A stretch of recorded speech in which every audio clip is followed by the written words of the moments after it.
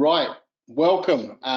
Thank you very much for tuning in today. My name is Simon Dell. This is my webinar about creating your own DIY small business marketing plan. Doing this on behalf of CCIQ, so thank you very much to CCIQ for the opportunity to do this. I know they have been extremely busy as an organisation in the past 6 weeks. Yeah, it's been great that they can offer this out to you guys. This presentation is going to be broken into 2 sections. It's hard to talk about marketing without thinking about what's going on in the world today, especially in Queensland and Australia. But also, I want to talk about things that you should be doing in general with your marketing that probably usurp anything that's going on in the background. So it's a bit of a combination of those 2 things. In the first half of this, I'm going to talk about some more general, bigger picture stuff. And then the second half, I'm actually going to do a little bit more detailed tactical stuff. So that's kind of how that's going to work today. Just a little bit about me, because some of you may know me, some of you may be sitting there going, who the hell is this bloke? I've lived in Queensland since 2003, so I may obviously not sound Australian to a lot of you, but I've been here for 17 years, naturalised Australian. I'm a marketing strategist and business advisor. My current business is a digital marketing consultancy called Capitalising that I run with my business partner Matt Clarkson. We've been doing that for 2 years. That's a picture of Matt there in the stripy shirt. Prior to that, I ran my own agency, full service agency, and prior to that, I worked in marketing for Forex. And prior to that, I was in sales. So I've had a lot of sales and marketing experience in the past 25 odd years. Probably the most important thing for you guys is that over the last 18 months, I've also been working with the Queensland Government's Mentoring for Growth program, which you can just see at the bottom there of that screen. That's given me the opportunity to talk to over 100 different businesses of all different shapes and sizes and all different revenues.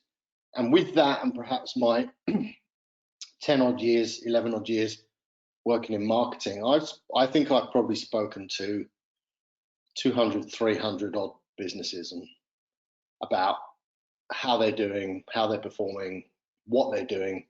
And not just necessarily marketing, but also in business in general. So I've seen and spoken to a lot of people. I've learned an extraordinary amount of things in the past 11 years. I myself have run a succession of unsuccessful businesses, and I'm very kind of open about that now. And I perhaps wasn't 4 or 5 years ago, but I've had some, I've done a lot of things very wrong over my time. I'm not going to go into those today, but things that I think now make me slightly more qualified to help people explain what they shouldn't be doing now. So that's kind of me. I do quite a bit of speaking. I've written some books. I'm a Tottenham fan since 1981. I'm a dad. You can see my 2 boys there. I'm an older dad because I'm 46 as of last week, and my 2 boys are 4 and 1.5. And I'm also a sci-fi author, so blatant plug. If anyone wants to buy my books, just go onto Amazon and you can find them there. So that's me, and I think I am qualified to talk about what I'm about to talk about today, just because I have seen and heard so much out there over the past 10 years, and I hope that what I've seen and heard in marketing and business can help you guys make better decisions moving forward. It's hard for people to make sense of what's going on right now. I understand that's the case for a lot of you. I've actually done about 15 coaching sessions just in the last 2 weeks alone. And it's amazing the amount of people that have got no idea about how they should be dealing with what's going on. So if you're sitting there and worried about, going, I don't understand all this, I don't understand what's going to happen in the next 2 months, 3 months, just rest assured that you're not the only person in that situation. and there are a lot of people out there that you can talk to. So we'll sort of discuss that later on, but what I want to say here is that you're not going to make sense of what's happening. Nobody can really make sense of it. So just sort of keep that in the back of your head. What I think's happened, and that's not a picture of me, despite the fact that I wish that was a picture of me, but it's not. This whole COVID-19 thing has found a lot of businesses naked. And I want to explain what that means very quickly. It's shown me that a lot of businesses don't have real profit. I've spoken to businesses that, and I've seen their P&L and their profit line at the bottom, and it says that they're making money, but they don't have the money in the bank, or that money that says they're making profit is actually their salary. So a lot of businesses have been found out that they've got no real profit. A lot of businesses have found out that they've got no sustainable cash flow. It's amazing the amount of businesses that don't have a marketing plan, how they're supposed to generate new leads, even within this crisis or outside of this crisis. There's also a lot of businesses with no brand value, which means that if their brand disappeared tomorrow, nobody would really miss them. And that's really sad, especially for some businesses that have spent so long building up to where they've got to. It's amazing the amount of businesses that only have a single sales channel, that have only one way of actually reaching their customers. It's amazing the ones that have a lack of product definition. I sat with a business last week that had probably 15 to 20 great products, but no defined categories. And they were just selling what they could sell based on who they were talking to at any given time. And there was no tactical structure around, product management, product categories. And obviously the other thing is that there's a lot of businesses that don't have a plan B. Some are very rushing to have a plan B, but they just don't have anything up their sleeve for when things like this happen. So that's one of the things that I've discovered, and I've kind of known this for many years, and for many years that was me as well. But it's important now that you sit there and go, yeah, if that sounds like you, the first step is really just acknowledging that that's what your business looks like, and there is an opportunity to solve those problems. And the thing that everyone also wants to know, the question that I get asked a lot is, when we get out of this, will we bounce or will we fall flat? And a lot of people have got their fingers crossed that we're going to bounce, and we're going to bounce well, and we're going to resume back where we left off. But there's also people that think we're going to fall flat, and not necessarily fall flat, but just not necessarily bounce up as high as perhaps we were back in, the back end of last year. And that business won't come back to where it was. It might be a very slow burn to recover. So again, nobody can predict that, but the point is that whatever happens, you need to be ready. So what I'm going to do is talk about 10 things here that I just, have learned over the past couple of months, have learned over the past few years, and that I hope will help you guys moving forward. And at the end of that, I'm going to put those in a marketing context for you to take away and go, right, these are questions that I need to answer myself to build resilience in your business. And that's probably my key word for today, is resilience. And we often talk about that personally, in terms of leadership and business owning, owning businesses and things like that. But resilience in your business, this is something that you're going to need to really focus on in the next year, 2 years. So my first thing is, resistance is not futile. And I think that's a key point for all of you, is that putting your head down and trying to avoid what's happening, what's going to happen, is a surefire way to fail. You have to accept and embrace this. And as I said, and repeat that word there, building resilience. And what I want to stress is that this is going to happen again. It's taken its time to happen. It's, probably could have happened any time in the last 20 years, but it's happened, and it will happen again. And whether that's 18 months time, or whether that's 3 years, 5 years, 10 years, and what we're going to move out into after all of this is the new normal, which is a kind of a, those two words don't really go together, but we're going to get a systems and changes in the way that we believe, the way that we act and engage with each other, that is going to be this new normal. So resisting it is, you know, resisting what's happening to you is not futile. You can. My point with this is to say that you need to embrace this new normal and move ahead and change your business. So you know, change your business to adapt. So I got my words mixed up there.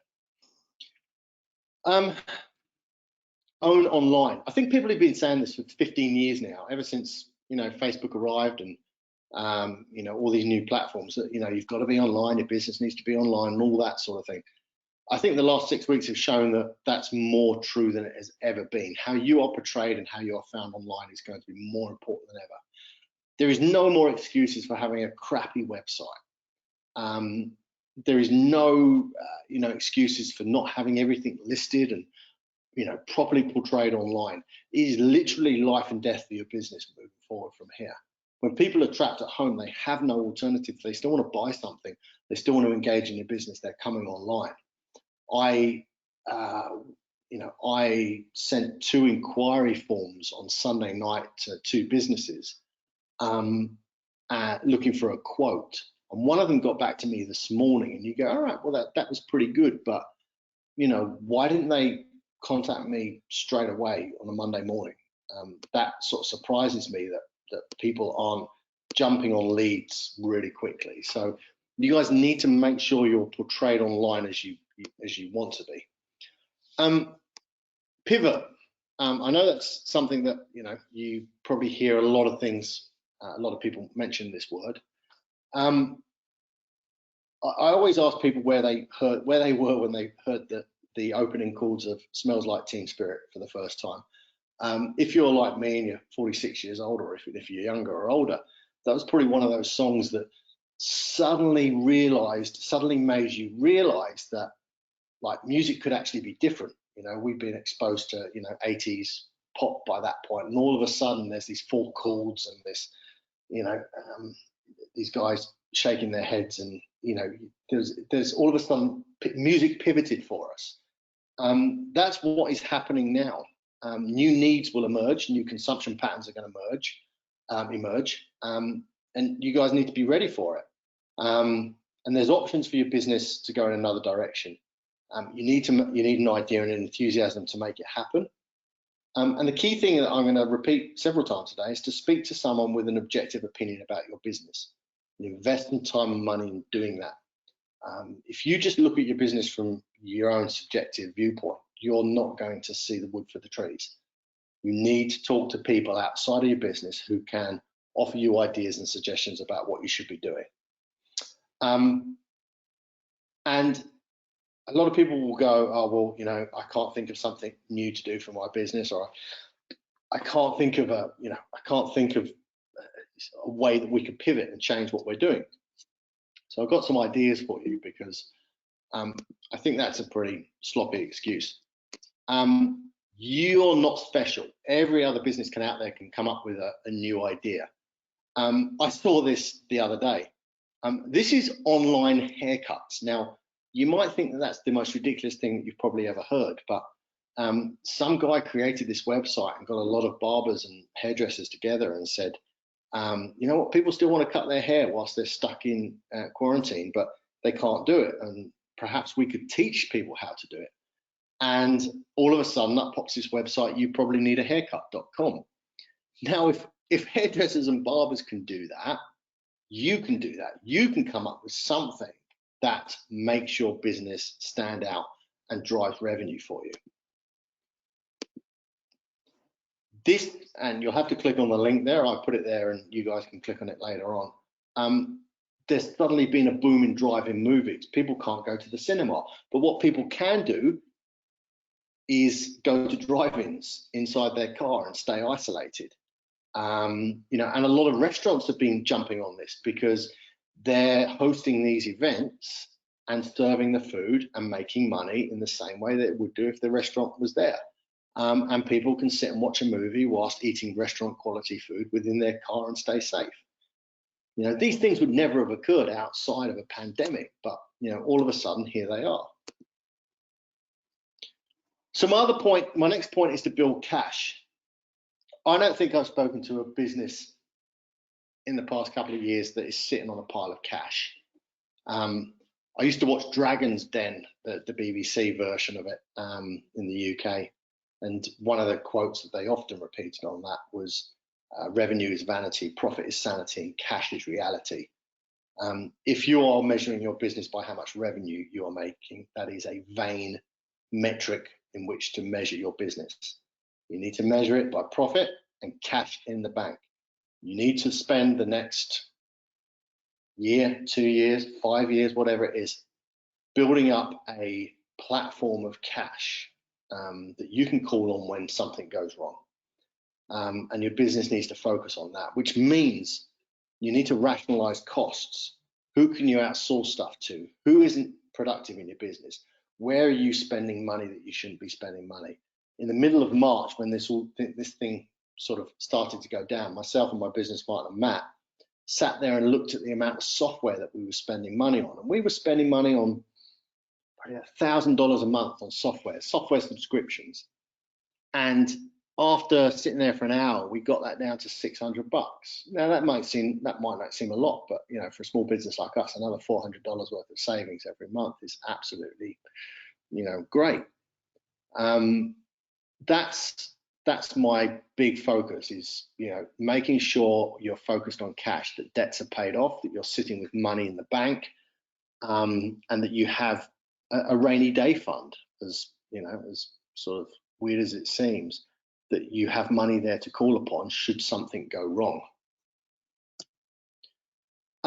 Embrace remote. You've probably seen 1,000 articles about this in 1,000 newspapers and magazines. Look, it's the new norm. I saw an architectural firm last week with 50 people that have cancelled their lease and realised that working from home is actually great and everybody can do it.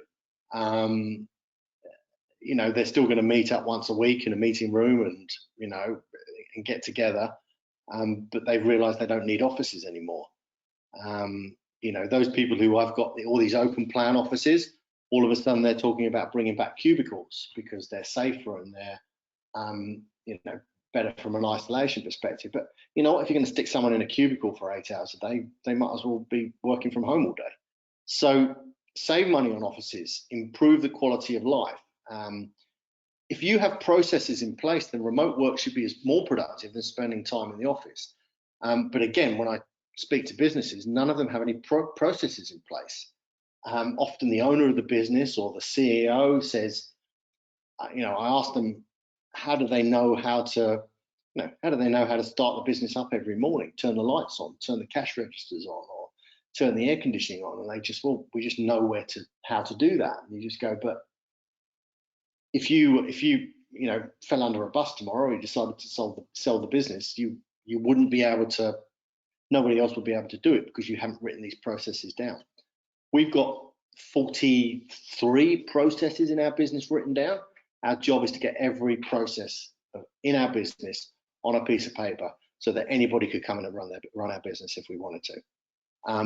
Also, you know, thinking about embracing tools, Slack, Zoom. I'm sure we've all had plenty of Zoom meetings. You know, again, these are the new norm. So we need to make sure that we're using these properly. And anybody that sits there and goes, oh, you know, I don't want to do video, I don't understand video calls, and, you know, I prefer to meet face to face. You know, those excuses are just gone now. There's a couple of really key ones that I wanted to talk about today, and this is the first one, the sum of the parts. You don't have to act alone, and there are plenty of other businesses out there that you can partner with. And I've said this before when I talk about marketing plans, partnerships could be the lifeblood of your business. Out of this, you need to go and build strategic relationships and partnerships. Build relationships with businesses that are targeting the same market as you. Okay, sit down with them once a week, once a month, whatever it is, and try and grow those businesses. I've seen a lot of BNI type groups popping up, like mastermind groups where 6 to 10 business owners all meet up once a month and help each other out. Get involved in one of those. There's lots of them out there. There's lots of people running them. There's lots of people setting them up. They're low cost, and you've essentially got nothing to lose by being involved in one of those. So build strategic relationships and build partnerships with people, and think about it geographically. If you're a small business in a specialist area in Brisbane, there's no reason you couldn't build a partnership with the same business who's doing the same sort of thing in Sydney, and one in Melbourne, and one in Perth, and one in Newcastle, and one in Cairns. You don't have to stay isolated. It makes sense that you all work together. You aren't going to cross over in customer base, and if you are, it's going to be a miracle. But why can't you as a specialist business in Brisbane start working with somebody who does exactly the same thing in Sydney? You don't have to change your name, you don't have to buy each other, you don't have to swap shares or anything like that. Just work together as a partnership. But you could take it further. You can sit there and say, well, me as a small business is going to be much less resilient if I'm working with 5 or 6 different businesses across Australia and we merge together to form one business. We're going to be much stronger, much more resilient. We're going to be able to reduce costs and have a much better profit margin and sit on a bigger pile of cash. Need to think outside of the box, and these are questions that you can, building partnerships is something that you should be doing anyway before we even, got into this mess.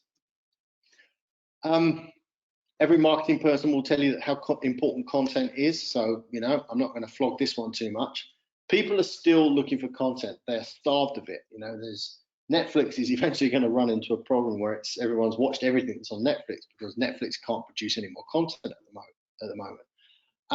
People are also looking for people to direct them. They want to be told what they should be doing and how they should be doing it and how they should be growing their business. And content doesn't have to be hard. Text, photos, video, promotions. Your job is to stay front of mind. To those people out there, whether you're on LinkedIn or Facebook, Twitter or Instagram, stay front of mind. And be a thought leader. I know that's a really easy statement for me to make, be a thought leader, but it's obviously quite hard to do. But I suspect that, in the last 6 weeks, anybody who's a thought leader in their particular category, their businesses aren't in trouble. Their businesses are still thriving, still potentially getting inquiries or, still potentially taking on customers, or they haven't lost any customers. That's my opinion there, that thought leaders don't have a failed business. I'm sure there's somebody out there that can prove me wrong with that. Last few things.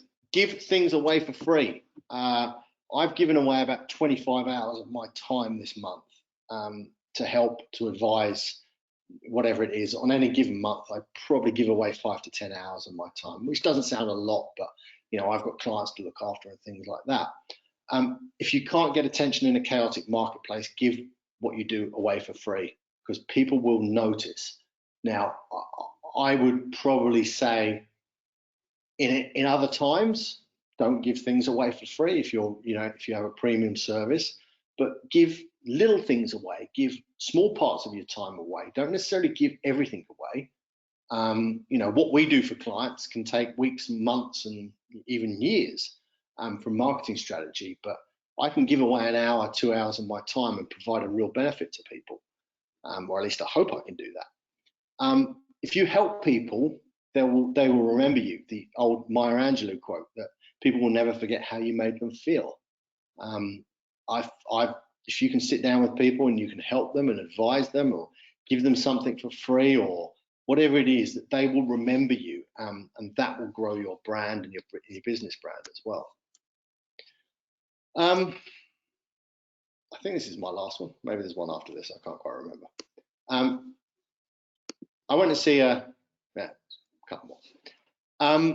I went to see a business last week, and very successful business. And we talked about the database of their customers. They've been running for years and years and years. And they said to me, how many customer data records do you think you have? And they probably guessed it at around 10,000, which is fantastic. And I said to them, is that in a spreadsheet or is that in a CRM? And they kind of went, no, it's in 10 different spreadsheets, business cards, 3 different online programs. It was all over the place. Data is money. I cannot stress this enough. If you don't listen to anything else I say to you today, data is money. Every data point you own about your customers is worth money.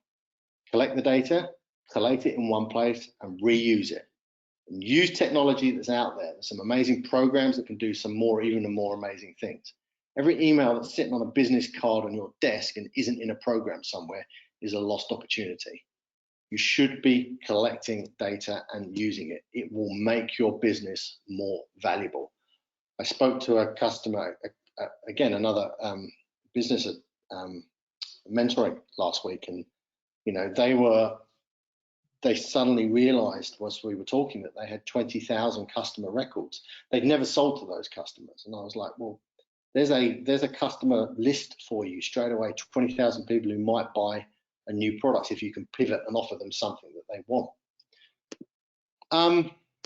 And slow down. Real improvement is of slow growth only, from Seneca, for anybody who reads the Stoic philosophy. Stop and ask for directions. Talk to the right people. We took 2 years to decide on our new direction that we're moving in July. We went down lots of other roads and thought about it and asked a lot of people and stress tested it. Test, measure, adjust. Just do it slowly. So with that in mind, and with those things in the back of your head, I put together 10-point DIY marketing plan. And really, these are questions that you need to answer yourself. And if you can't answer these questions, then I would say to you, you have a gap and you have a challenge ahead of you that means you need to be able to answer these questions. So I'm going to go through them really quickly. I'm also cognizant of time. We'll talk about how you can ask me if you've got more questions afterwards. But these are my 10-point DIY marketing plan or questions. Number one, what are your products? Okay, you need to make sure that you're diversified so that you can have other products that can sell to other target markets, but keep them tight. Don't have 20 different products and no categories. Don't have any way of describing them easily or selling them easily. You need to make sure it's very clear what it is that you sell to people, whether that's services or products. The second thing is understand who you're selling to, understand that target market, and be really, really specific. Sitting there saying, well, I sell to women is no good, because 18-year-old women buy things in a completely different way to 55-year-old women. You need to be really specific and prescriptive as to who your target market is and who you're selling to. Also understand who your competition is, because they are going to be doing the best job of trying to take away business from you. So watch them, understand how they're operating, look at their website, look at their social media platforms. Are you doing a better job than they're doing? How much are you charging? Are you undercharging people? Because I think that's a major issue I see with a lot of businesses, because they're scared of putting their price up because they're scared of losing a job. And more importantly, is this going to create profit in cash? I've met with businesses in the last few years who when I analysed what they were selling, they absolutely no profit margin in there whatsoever. Go back and look at each of your products. Are you making profit? Are they going to generate cash for you? And if they're not making profit and they're not generating cash, then you shouldn't be selling them. What's your plan B? What's your plan C? If your marketing plan doesn't work, if a certain aspect of your marketing doesn't work, what else do? You cannot be entirely reliant on one channel or one way of selling things. You need to have multiple ways of selling things so that there is a plan B and a plan C for your business if things were to go wrong or become, more challenging. How are you generating leads? This is, again, probably one of the biggest questions I ask clients, and they sit there and, some of them shake their head at me and go, well, they don't really know. People just ring up and they're getting referrals from other clients and all those kind of things. You need a proper strategy for actually generating leads. That's one of the things that, we do a lot of. And analyze how much you're spending on generating those leads. If you're selling a product with an average sale price of $100 and you're spending $80 to generate that sale, that's not a good business. So understand the numbers behind lead generation. Are you converting the leads? I've seen so many businesses in the last few years that probably don't actually need any more business. They don't need any more traffic coming to their website. They don't need any more leads. They could just improve their conversion rate of their leads and have a massive improvement, make a lot more money. So can you convert the people that are coming to your business better than you are at the moment. Are you making it easy for people to buy from you? Is it actually a bit of a chore? Do they have to fill in contracts, or how is it that you're helping people make that purchase from you? We should be just letting them put a credit card in and delivering to them within 2 days, 3 working days. If it's not that simple, if they've got to go through presentations or demos or all these kind of things, you need to have a rethink about that, about whether it's actually easy for people to purchase from you. What are you doing to nurture existing customers and breed loyalty? A lot of people aren't doing a lot to give their existing customers a hug. Those are the people that will come back and buy from you over and over again, and they're going to be a lot cheaper nurturing existing customers than it is to go and find new customers. And my last point, which again, if you take nothing else out of today, think about this, is what are you doing with your data? Even if you're just storing all your customer details in an Excel spreadsheet, which is not the best place to do it, and Matt tells me about that all the time because I still do it, at least you're actually storing them somewhere and they're all in one place. Again, we worked with an organization a couple of years ago where there was just spreadsheets all over the place. It's about getting all that data in a single place and a single point of truth. So those are my 10 points. I want you guys to go away and answer those questions, because if you don't know the answer to those questions, then you are exposed from a marketing perspective. That will give you the basics of a really good marketing plan if you can answer all those questions for yourself. And don't just, they're not just yes or no questions. You need to put some detail behind them. I've seen people do that on a single page, and I think that would be a really, really good exercise for those of you who own and run businesses out there.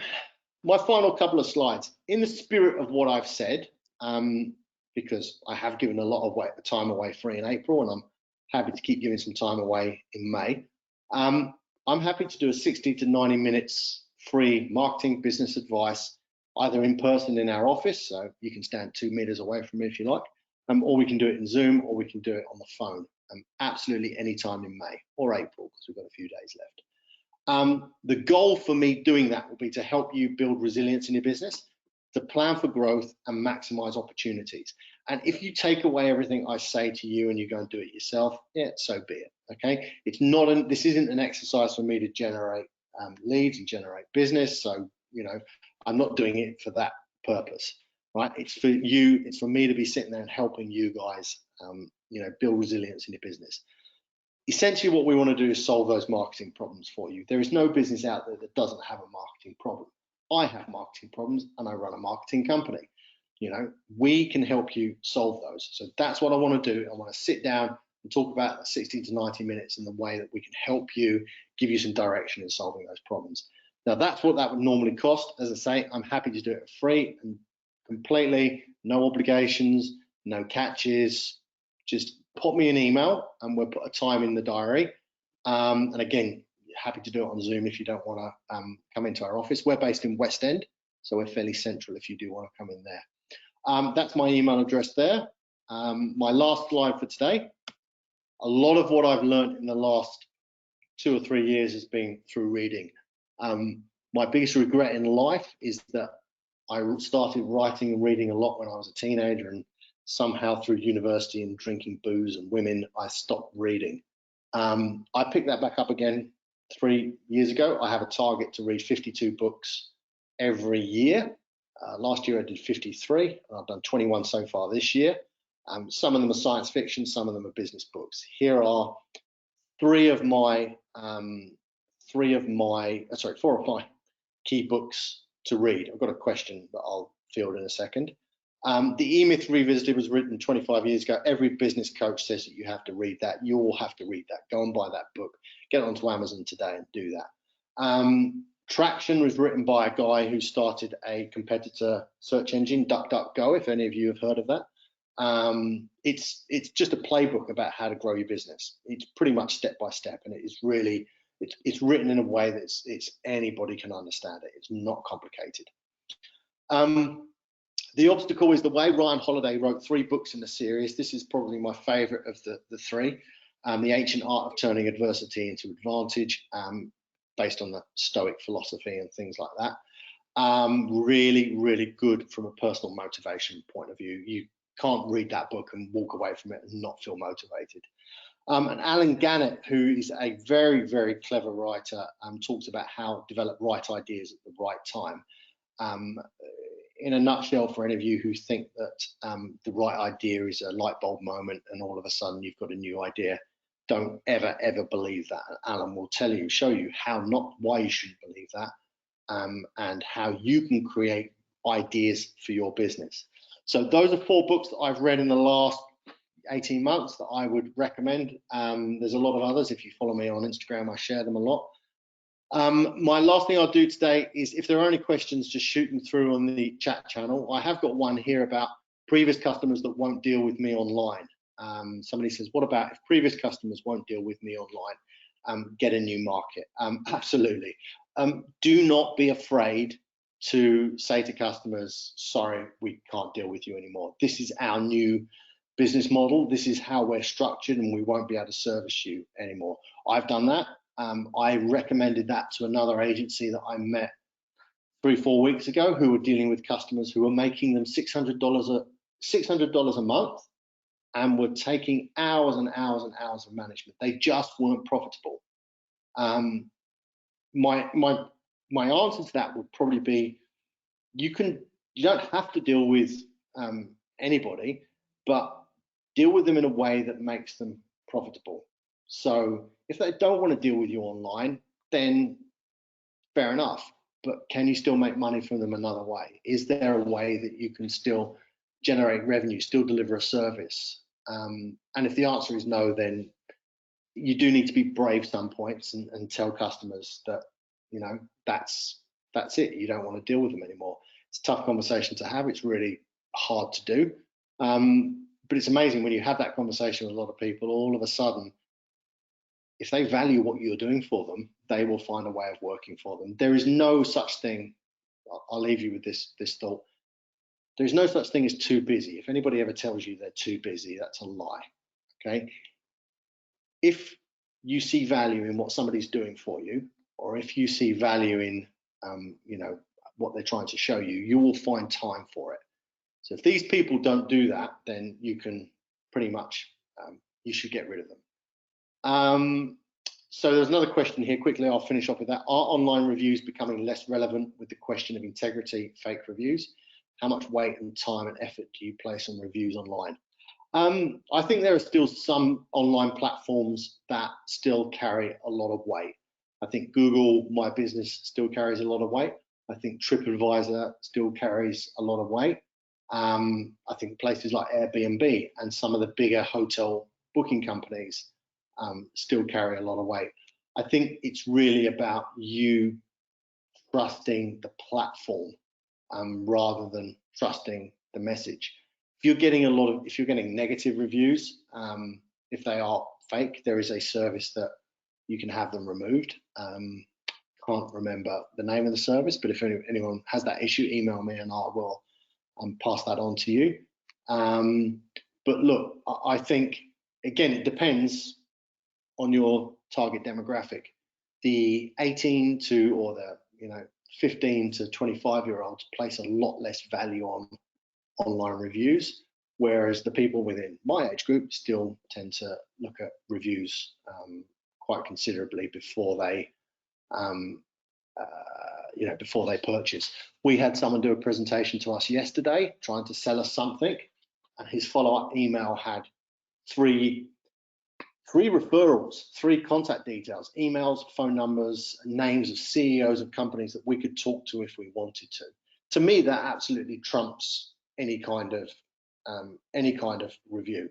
If you can turn around to a potential customer and said, look, if you want to know how good we are or how efficient we are, or the service we love, talk to this person, give this person a call. That to me pretty much trumps all sorts of reviews. So that's worth thinking about as well.